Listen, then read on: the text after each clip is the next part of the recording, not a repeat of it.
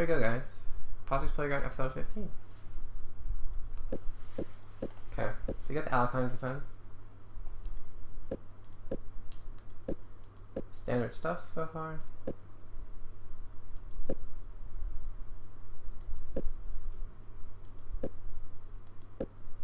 Okay, so Black's developed his pieces pretty sensibly.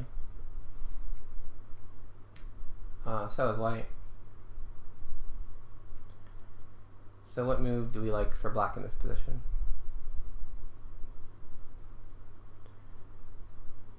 No, just Patzer A versus Patzer B. I mean, if they're in the chat and they recognize their game, they're welcome to say so, but we protect the names of the innocent.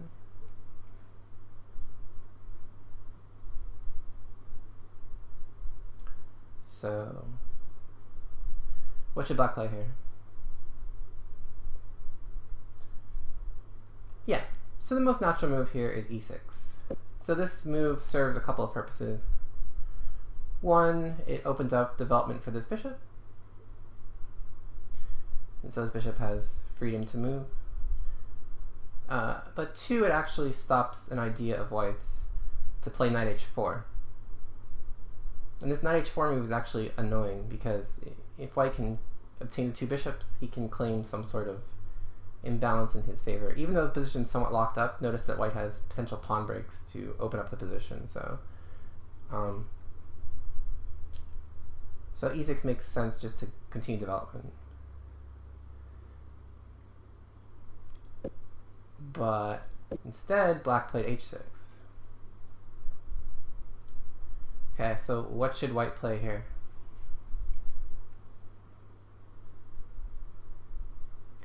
Very thematic.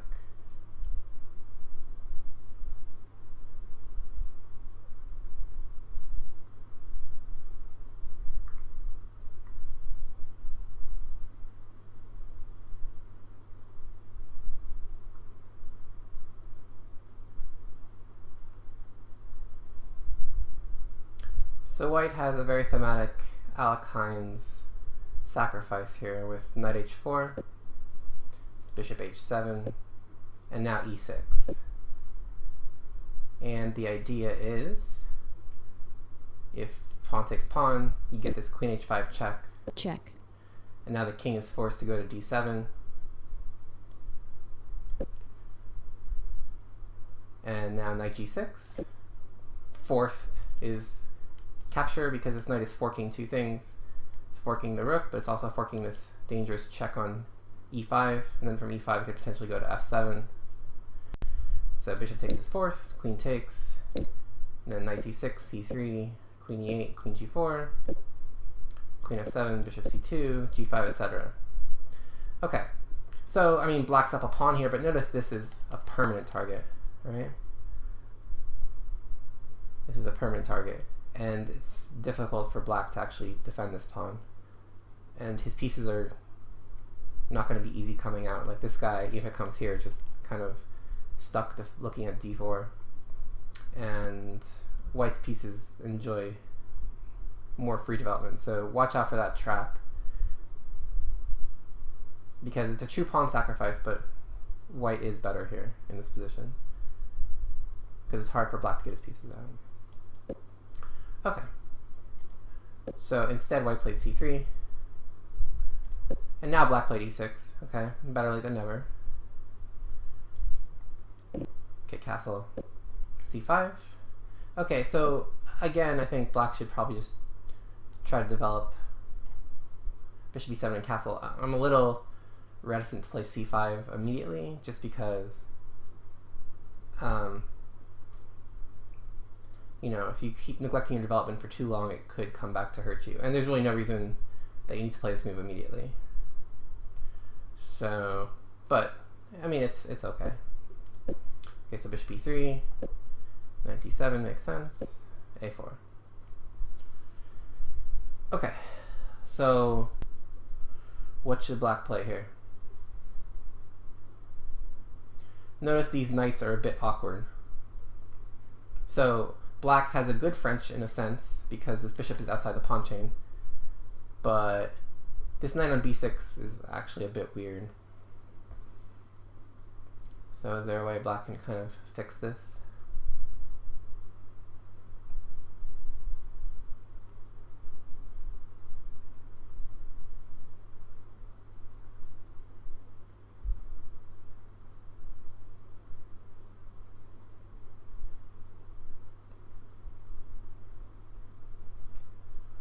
So it turns out black can play the move knight to c4. So putting pressure on this pawn, also putting pressure on this bishop. Not necessarily that we even want to take it, but the point is if bishop takes, pawn takes. Now notice that we've gotten rid of white's good bishop, which is his light squared bishop because all these pawns are on dark squares. And we've now also gained an outpost on d3 for our bishop. And we've gained an outpost on d5 for our knight. So even though we have doubled pawns, notice how it's completely temporary because this exchange is going to happen sooner or later. And we just gained outposts for two of our pieces. So this would be okay. But instead, black played rook c8. And now white should do what?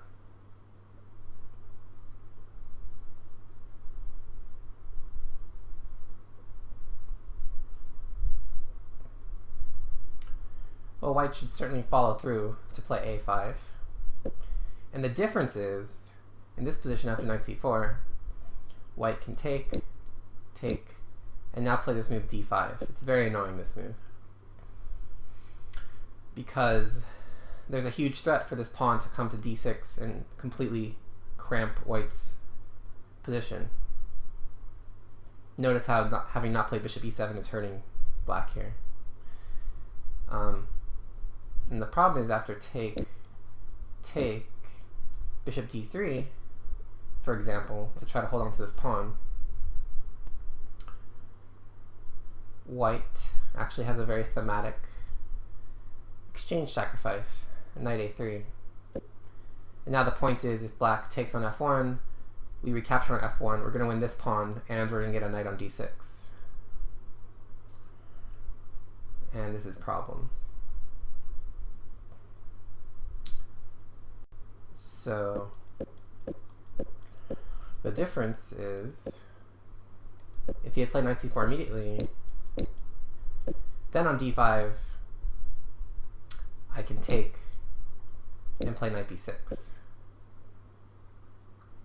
And now this is fine, because if you take on b7, it's kind of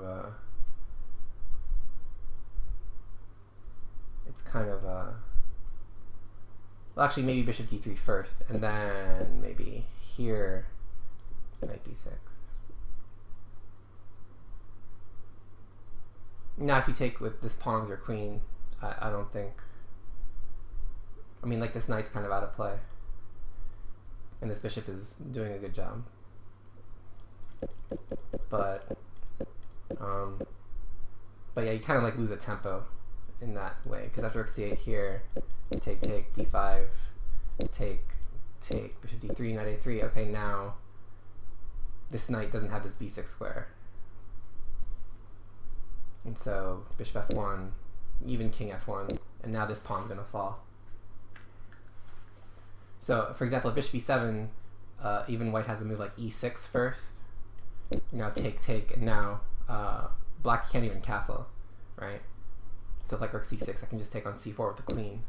And again, not castling is going to be not good. So, in any case, none of this happened. White just played knight d2. Okay. So now this a5 actually seems like more of a legitimate threat because knight c4 isn't even possible, and knight a8 looks dreadful. So in this position, probably the best would be to simply play a5. It weakens his b5 square a bit, but it's not like white can take advantage of it.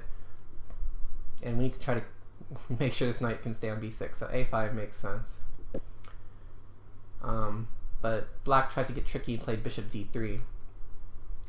Unfortunately, this move comes with an incorrect plan. And so black played this move with the intention of repositioning the bishop on this diagonal. But notice that this diagonal is a bit of a ghost diagonal, and it looks pretty, but it doesn't do much. Whereas this diagonal is going to be the one where his king is going to be on eventually. And this bishop on a6 actually becomes out of play. So he probably shouldn't have spent 2 moves to reposition the bishop to a place where it's not going to affect the game as much. Because notice that on a6 it's active, but again it's kind of hitting squares that aren't as important as, say, if it were on h7 or f5.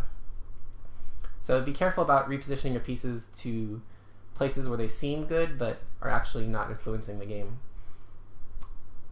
And especially when you're wasting 2 moves to do it. Okay, well, it's really only 1 move because he's gaining a tempo from bishop d3, but still, I mean, he has more pressing issues, right? Like castling and fixing his knights. But notice how already black's position is a bit awkward just because he hasn't completed his development. Yeah, exactly. So again, it's move 12 and he's not even remotely considering castling yet. So he could get in some issues. Okay, so rook e1. Okay, now he plays a5. So it makes sense. Okay, so now white's putting the question to this bishop. And again, in this position, I would probably lean towards getting the bishop back on h7 and keeping the bishop on this diagonal. And okay, if white wants to trade bishops, you're happy to do so, because this is technically your bad bishop still. Even though it's active, it's your bad bishop. But notice on a6, it's going to be much harder to trade these bishops off. And this bishop on c2 becomes quite powerful. So black plays bishop a6, but now, again, this bishop comes out of play. So dc5. And now, how should black recapture?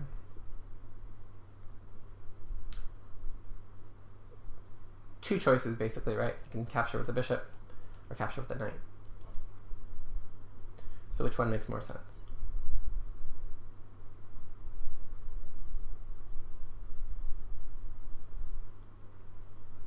So again, if we can develop, we should do so. So knight takes kind of quasi-threatens this bishop. But notice that when you play knight takes, you're actually chasing the bishop to a square it wants to be on. You're chasing the bishop to a square it wants to be on. So while it looks like you're gaining a tempo, you're really actually not. And you're not helping yourself castle. Whereas when you take with the bishop, yes, you're technically exchanging your good bishop for white's bad bishop, but you're also helping yourself develop. And in this case, that's more important. And notice that in this position, white has more space because of this pawn. So trades aren't necessarily something that black wants to avoid. Like, trades actually help black a bit.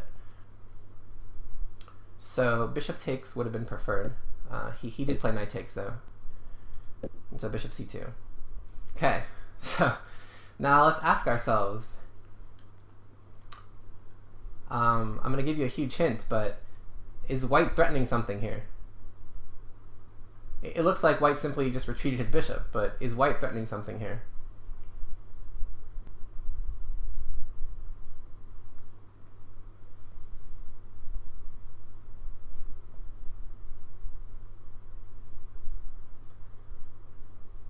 So it doesn't look like a bishop moving backwards could possibly threaten something, but I'm giving you a hint that he is. And so yeah, the bishop moving backward actually opened up something.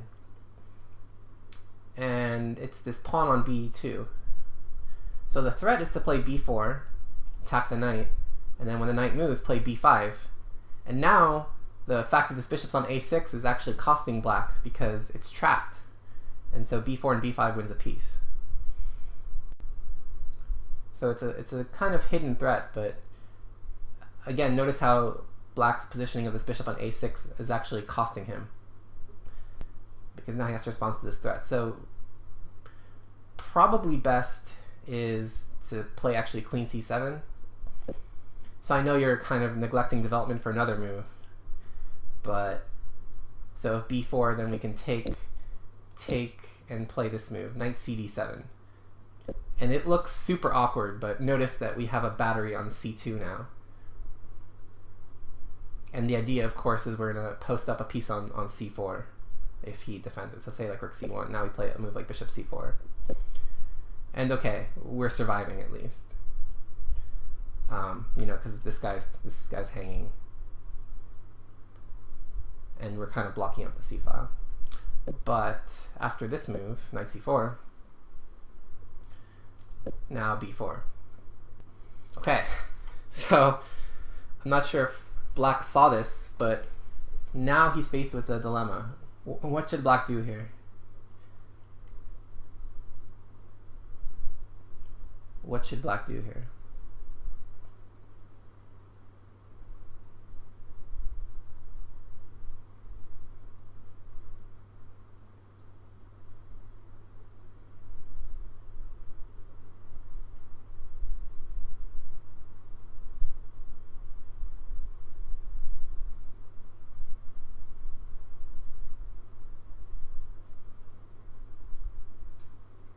So this requires a fair amount of calculation here, but the idea is that we can try to pick up a bunch of pawns for our piece, because we can't actually save a piece, but we can pick up some pawns. So notice that this pawn lost its protection. So the right answer is actually to play a move like knight e4. So the point is, if he takes and takes, now we're actually attacking this guy. So once he moves f3, we can save a6. We can just take twice on b4. And if he, if he plays b5, we take f3, and we're fine. So he can't really take e4, so he has to play b5. And now we just start taking pawns. We take on c3, queen d4, we take on b5, and we take on b5. So it actually turns out black gets 3 pawns for the piece, right? So we have 1, 2, 3, 4, 5, 6, 7 versus 1, 2, 3, 4. So the material is actually even. The problem is our development sucks. So we're at least still 2 moves from castling, and the extra piece should pay dividends in the near future. So white should be preferred here, but okay, at least black is fighting. At least black is fighting. So I mean, black might be able to play like bishop c5 in the near future, but notice that the king has absolutely no pieces around it. So, just as a sample thing, say something like, I don't know, I don't want to make any moves that actually do anything necessarily, but I just want to show you, like, okay, so say bishop c5, queen g4, okay, say castle, just for example.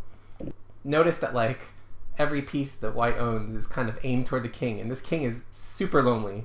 All these pieces are stuck on the queen side. So a move like bishop takes h6, for example, probably is good.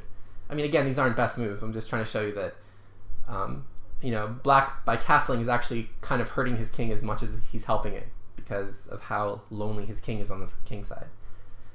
So white should be better, but again, black could probably fight. Okay, but instead, black tried to make this move work, knight to b2. Unfortunately, it doesn't quite work because white found the accurate queen b1. Because again, this knight's kind of stuck, and again, we're threatening multiple pieces. So here is probably as best is simply to take on b4, take on b2, and take on c3. Because notice that white can't really play queen takes c3 because of knight d3, and now we got 2 pawns and a rook, or sorry, rather a pawn and a rook for 2 pieces, which is not terrible. So after b takes c3, white would have to move his queen somewhere, say to c1 or something. And now we have 2 pawns for the piece, but this pawn on c3 is somewhat dangerous. Again, not enough compensation, but okay, it's something. But instead, black tried knight cd3, then after b5. So black is actually getting 2 pieces for rook, but the problem is this is a worse version than the other one, because after take, and here he should allow this exchange to happen rather than take. So in the game, black played this, but notice that by taking here, he opens up this guy. So he should just allow this exchange to happen and just play a move like queen c7, try to attack c3.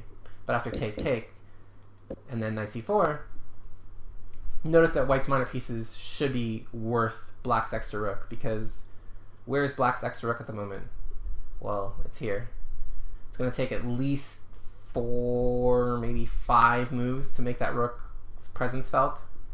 In the meantime, white's minor pieces should be marauding. So, so here white should probably just play a move like bishop to c1 to dominate the knight. It looks awkward, but you know, white just wants to play like knight e3, exchange these knights, and then these bishops are going to start making their presence felt. But here white plays b6. I'm not sure why, because it kind of just loses a pawn eventually. I mean, you don't have to take it immediately, but like this pawn has gone too far. There's no reason for this pawn to have pushed this far. So I guess white was counting on like take, and like bishop a4 check maybe, and then it's kind of awkward, but I mean, black can just play a move like bishop c5 and surround the pawn, and there's no way to save it. So bishop c5 was good. Check. Bishop a4, king e7, not scared. Keeping this 8th rank open. Check. Take, rook b1, defending this pawn, but again it's attacked twice, only defended once, so you can simply take. So now if we count up the material at the end of all of this, we notice that white has 5 pawns, black has 7, so black's up 2 pawns, but of course black has a knight and a bishop for the rook. So knight and bishop for rook and 2 pawns should be about equal in this type of middle game. You know, knight and bishop are 3 points apiece, a rook is 5, 2 pawns are 2, but because the 2 pieces can work rather harmoniously, probably 2 pieces around each 3.5, so 7 and 7, it's about the same. Notice these pawns can't really get rolling too quickly. Like the extra pawns are like this one and this one, I guess. I guess these two are about the same. So notice these pawns aren't really doing anything so great at the moment. But this extra rook is going to come into play soon, so black should be okay. Okay, so bishop b3, queen c7 makes sense, getting the rook out. Knight e3, a4, bishop a2. Okay, so white kind of played a bit listlessly, and black is actually better now. Okay, so notice that black can't take on c3 immediately because rook takes b6 wins material. This queen is overloaded. I think. Well, maybe he can because then rook c1 at the end.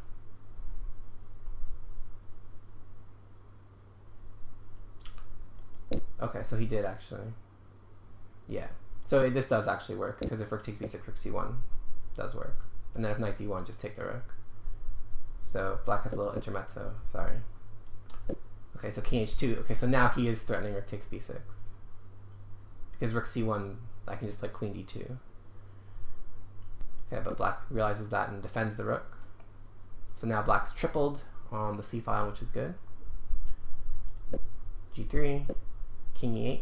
Okay, this was actually a good move because there are potential ideas in this position to maybe, like, notice how like all these pieces are like a knight fork away from each other. So there's some variations where like you can play like rook takes b6 and bishop takes d5 and then all sorts of crazy stuff. Particularly if the knight moves. So you know if the knight wanted to move like to c5 and to e4 for example, then white could play bishop takes d5. But now you're kind of avoiding that potential idea. So king 8 was actually a good move. Okay, queen e2. Trade. And now all of a sudden black has obtained 3 connected passed pawns and a rook for 2 pieces. So black should be much better here. And now black exhibits some very nice technique. Queen c6, very good. And now black calculates that after b5, rook d6, his intended move, and the best move is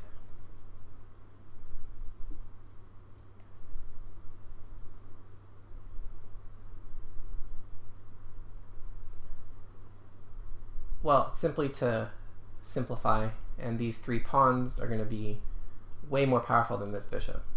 So queen takes f3. Check. Yep. So forces queen takes f3, rook takes f3, king takes f3, and now these pawns are way too strong. Way too strong. So this is completely won. So let's just look at the technique. c3, okay, threatening c2 and c1. So forced is something like that. I mean, he could have played bishop e1, but then just b4 and b3, same thing. Okay, so c2, then b4, then b3. So this bishop is completely stuck. I mean, he could try bishop b1, but doesn't really matter. I can just take on b1. You have to take on b1, then I just play like rook c2. It's pretty hopeless. Okay, so I took on b3 instead. And now black has a cute way to finish this off. Do you guys see the cute way?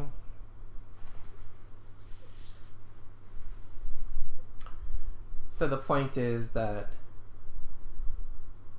b2 actually works. So you might think that, okay, rook takes c2, b1 queen, rook takes c8. Check. It's kind of tricky. I mean, this is still completely winning, but, you know, rook for a queen. But you can actually do better than that. Because after b2, rook takes c2, you actually have this little intermezzo, rook d8 check. Check. And now no matter where the king goes, you just queen, and you're up a full queen there. So b2 just, you know, forces through promotion. But I think black missed that he had that move. He probably thought he had to queen, and then he didn't want to give him that queen versus rook ending, which is completely won, but I guess he didn't want to do that, so he played this move, which is still fine. And now, of course, b2 forks the rook and promotion, so after b2, check. rook a7, simply king e8, and here black resigned, or sorry, white resigned, because, I mean, can't really stop queen. So, black was on the ropes in that game, but managed to come back and win a very nice game in the end with some simplification. So, GG to black that time. Okay, let's go through one more. A little bit of a simpler one than the first one, but some important points in this one too. Okay, so this time we're going to look from the white side. Okay, so it's a French. Okay, this is the winnower variation. So this is all theoretical up to this point. Check. Okay. So here there's actually 4 moves that are playable, depending on what type of setup you want to go for. Do you guys know what the 4 moves are that are playable in this position? It's a little theory test for you guys.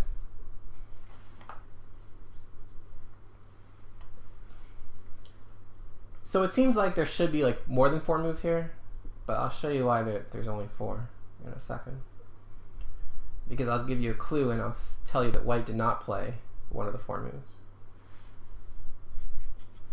But it looks reasonable. It's not like white just like hung everything.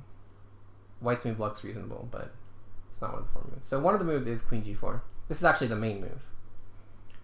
It's actually the main move. Yeah, that's definitely the main move. The idea is simply to put pressure on this. So there's also knight f3, which makes a lot of sense to develop.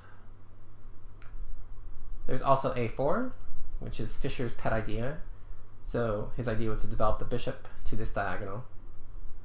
And then, of course, there has to be a shout out to the cavemen among us, and h4 is absolutely playable here. The idea is this knight often wants to go to g6, so you have a ready-made h5 coming. And oftentimes you want to play knight h3 to f4. Because this knight actually gets in the way on f3, because it blocks the queen's access to g4. So h4 is also playable, and usually transposes. But the move that white played was this move, bishop to e3. So it kind of violates the opening principle of developing knights before bishops. But also, the main reason why this is not as accurate is that it's not clear this bishop wants to be on e3. It's entirely possible this bishop wants to be on g5, f4, a3, and by putting on e3, he's kind of committing it a bit early.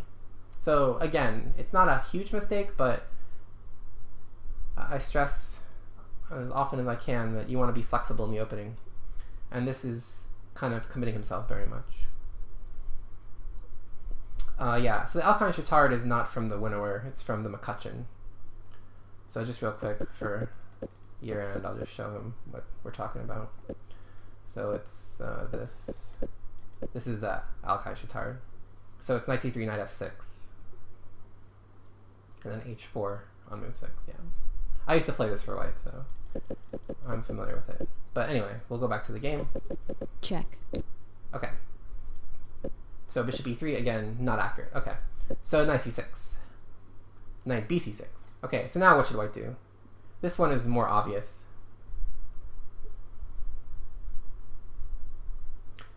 But again, using general opening principles, it should be pretty obvious what white should do. Yeah, so again, knights before bishops. Knights before bishops. But this one is going to have a little bit more of a dire consequence because white plays this move, bishop b5. Okay, so what should black play here?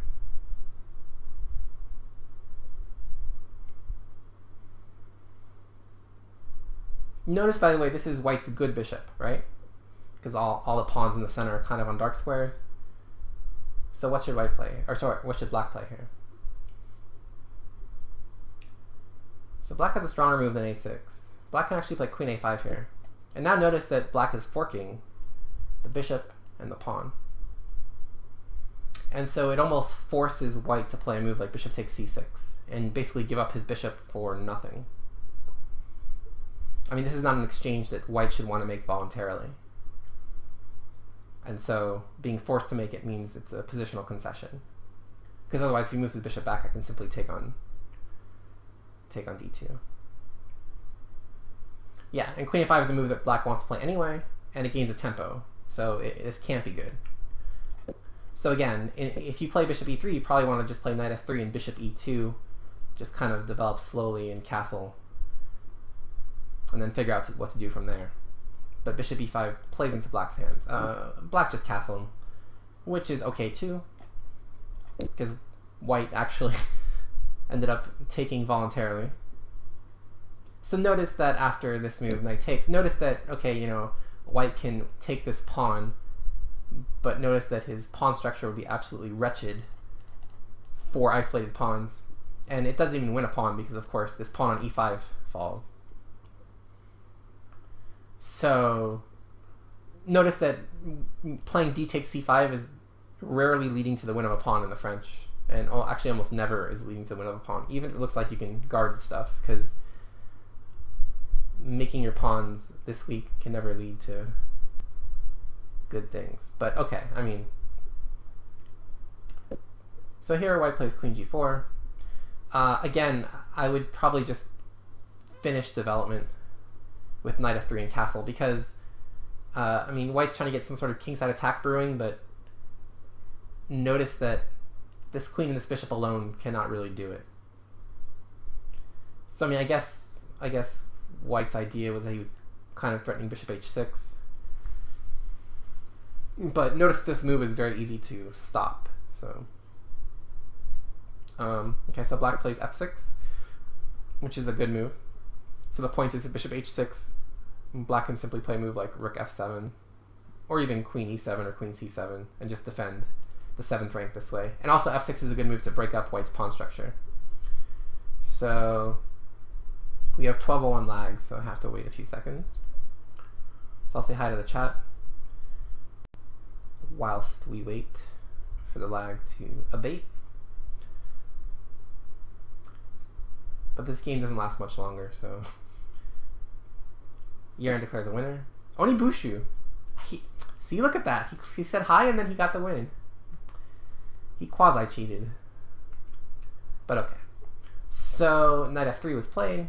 So now notice that this queen is actually a bit misplaced on g4 compared to the other lines, because notice how black is castled and everything, and this queen actually is running a bit short on squares, right? Like, I mean, can't really go back anymore.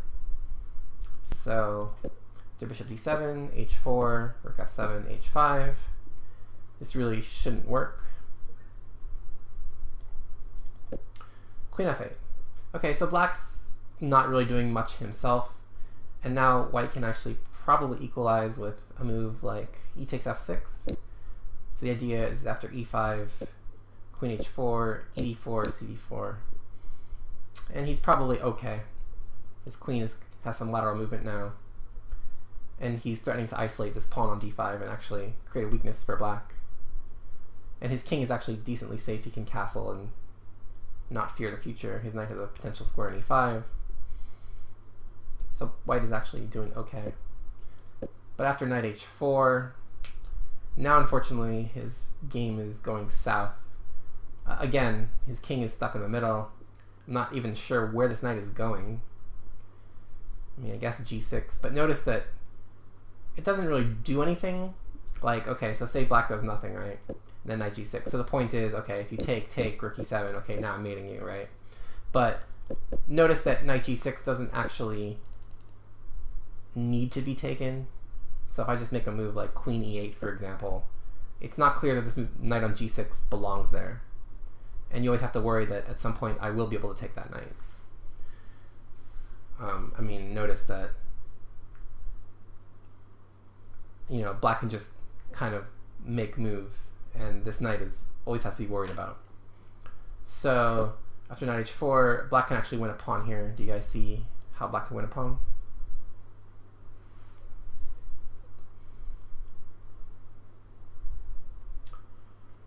Well, we got 2 attacks, 1 defense on this guy. So this knight left this guy. But if you take on e5 right away, I could take on c5 and maybe keep a pawn. I mean, again, this looks atrocious, but black can actually win a clean pawn with simply taking on c5 first. Or sorry, taking on d4 first and then taking on e5. And this should be good for black.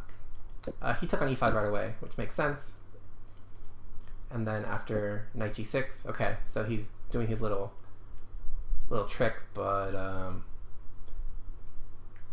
yeah, so it doesn't actually save the pawn though. You'll see why in a second. It does kind of temporarily, but you'll see. Okay, so queen d6. Okay, so now what should white try here to save the pawn? Because yeah, he does have one more move that he can try to save the pawn.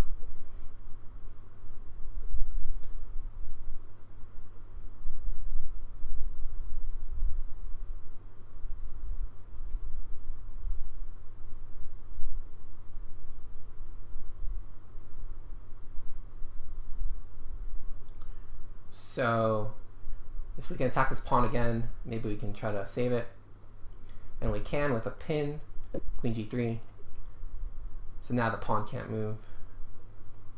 Okay, but I think the pawn is still lost. Say after cd4, cd4, queen c7, rook d1, rook f5, knight e5, knight e5, de5. And here I can maybe just take on c2. And this should be good, because you can't really castle, because I can take on h5, I think. So, having pushed his pawn to the h5 square actually kind of hurts you a bit. And now notice, if you don't castle, I'm playing bishop e5 next, and it's bad news bears. So, okay, but white didn't do that. White played h6. Now, do you guys see how black can win in this position?